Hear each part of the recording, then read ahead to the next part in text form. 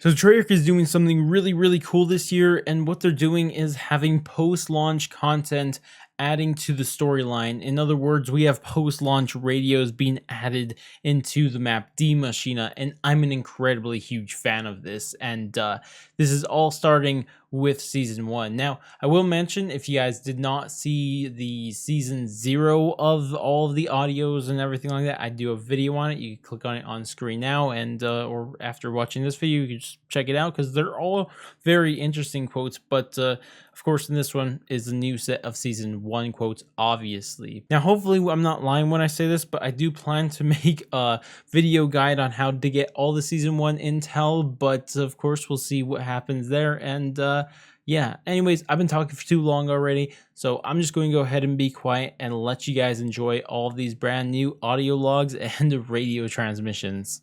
Vogel, 16th of March, 1944. We have finally isolated an unknown element in the men who were transformed by the cyclotron accident. And even at this early stage, it is clearly a remarkable substance. For now, we have classified it as Exo-Element 1. Kurtz suggested Vogelium. Such an ass-kisser. The current theory is that at sufficient concentrations, Exo-Element 1 triggers the horrific transformations experienced by the men closest to the cyclotron rift. I am currently designing a chamber to withdraw Exo-Element 1 from the occupant. My hope is to somehow purify the men and reverse their necrotic condition. If we can learn to control the necrotization process, I believe it could be weaponized. Imagine an army of unkillable soldiers. Even at this late point in the war, I may have found the key to saving the Reich. Dr. Kurtz, you have memorized the new orders, yes? Did you burn after reading? Ja, Vogel. And I thought security was tight before the accident. Do you think we can actually accomplish what the Reichstag is asking for? I would not have suggested it if I did not think it achievable. But let us guard against overconfidence. If we do not deliver, they will find someone who can. And I am not about to give up control of this discovery. All we need is to send through a few volunteers to measure the specific relativistic differential. Volunteers? Would you take on such a task? Mind your words, Dr. Kurtz. I would hate for someone to question your commitment. You are recording this. What we do now will ensure the Chancellor's dream of a 1,000-year Reich. There must be a record. This is Dr. Alexandra Valentina, Psychotronics Research Lead for Omega Group. It is the 1st of November, 1983. I have just given the order to reactivate the Project End Station Particle Accelerator. It is a monumental moment in Soviet history. Some, including myself, might even call it a turning point. 2 officers have volunteered for the task. Their courage and sacrifice represent the pinnacle of Soviet strength. Their names will be echoed through Lubyanka's halls. They will be remembered as heroes. It has all happened so quickly. 4 months of research, testing, planning, and staging. I must thank Chairman Chebrikov, Chairman Andropov, and the rest of the Politburo. Without their support, Operation Undertaker would not have been possible. With the cyclotron's reactivation, not only will we reopen the dimensional gate first discovered by the Germans 40 years ago, but also additional dimensional gates around the globe. With these new gateways opened, we will proceed to Phase 2 and begin the real work. Research of this new dimension and the development of new technologies.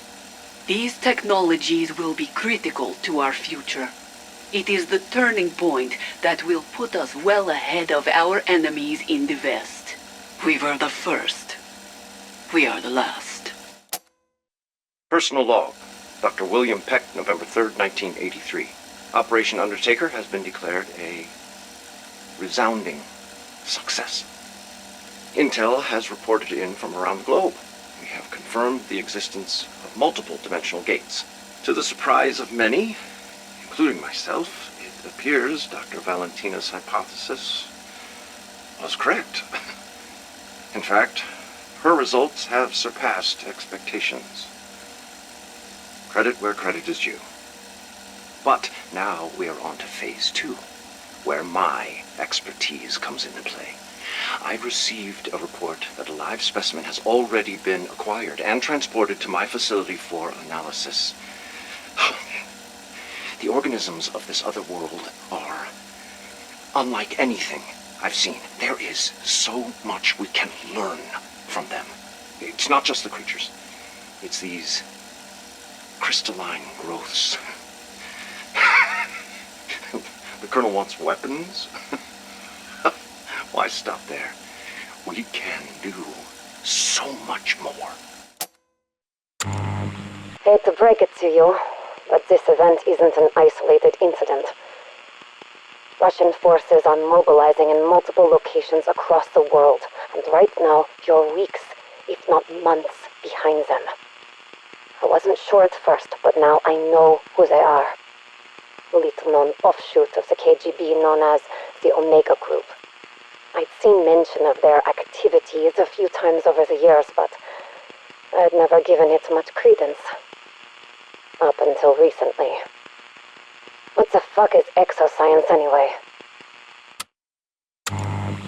So right now, I'm looking at the big bad Russian boogeyman that we know as Omega. Then, on the other side, there's you. A CIA-backed department known as Requiem.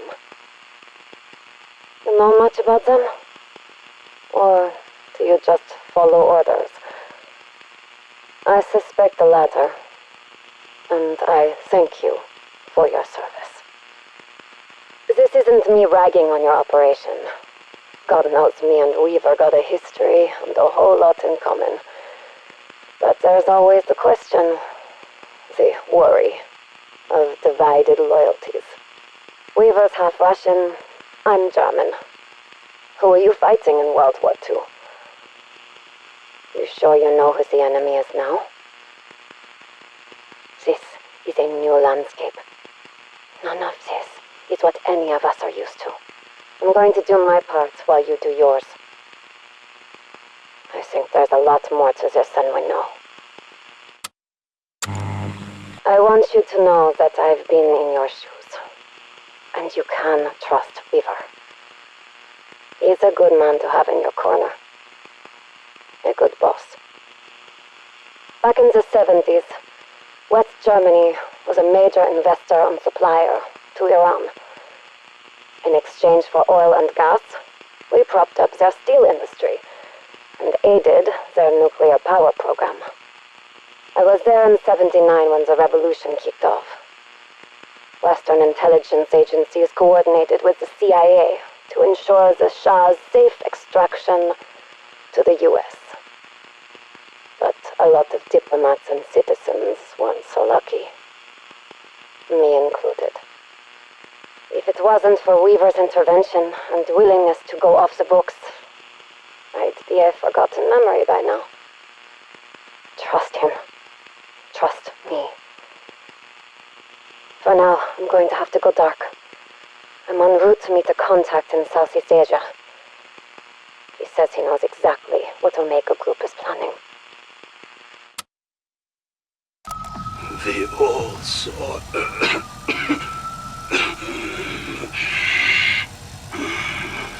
We thought this mission would be quick. The plan came straight from the top.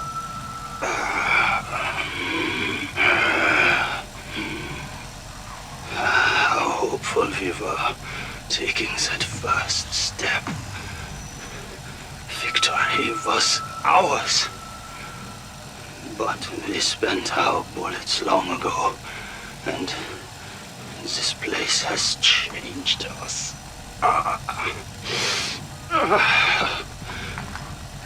I am not the man I was. I am not a man at all. I am just so very tired.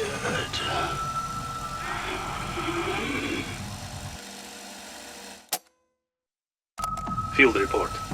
Lost contact with unit, but continue to gather samples until comrades are reacquired. Atmospheric readings match crystal radiation signature, so this stuff is everywhere.